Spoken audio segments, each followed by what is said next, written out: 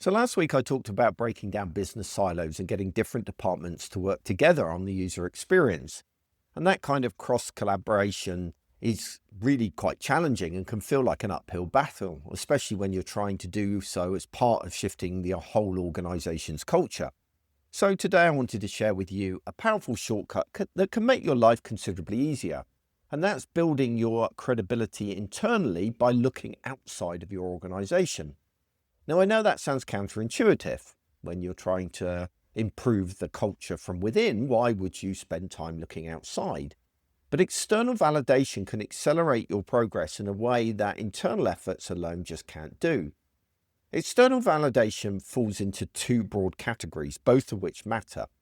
First, there is that when you're trying to make an argument, you should always use supporting evidence to add weight to any argument you're making.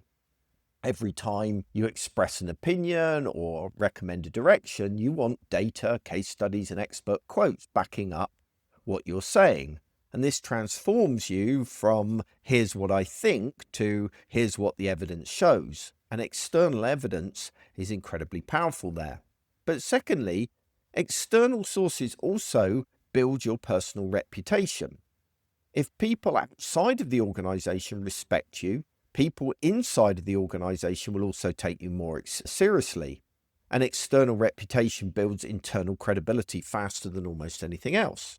So let me walk you through the practical ways I leverage both of these categories, starting with the first one, backing up your arguments with external evidence.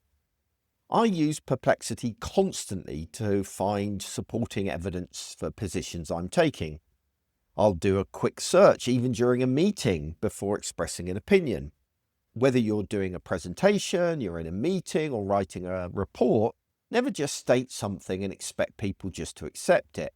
Try a prompt like, provide me with statistics that reinforce the argument that, whatever your argument is. For example, UX design provides tangible business benefits.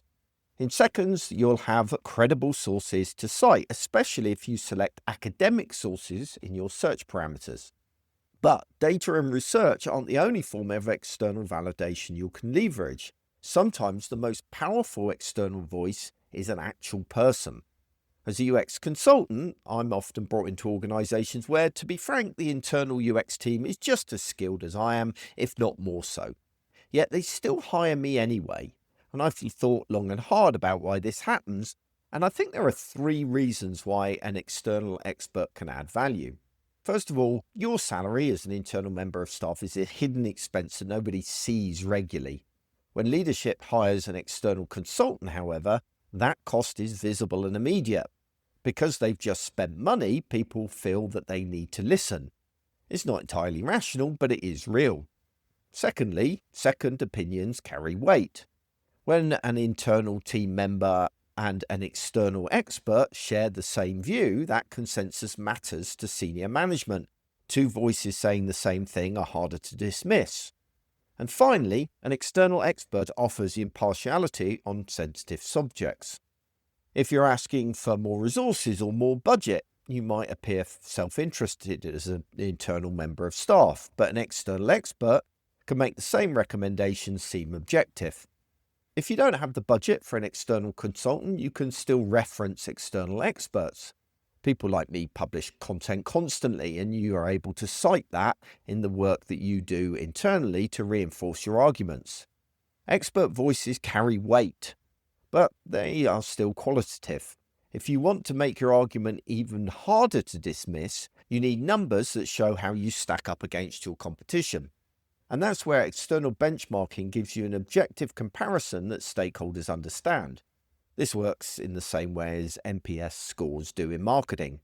They let you measure your performance against your competitors in your sector and beyond. For user experience specifically, I tend to recommend the system usability score.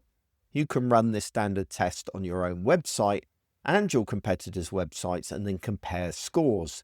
This gives you a compelling number-based argument that cuts through subjective debate. Recognized benchmarking tools gives you credibility that opinions alone cannot provide. All of this said, I would still encourage you to go even further and start building your own external reputation.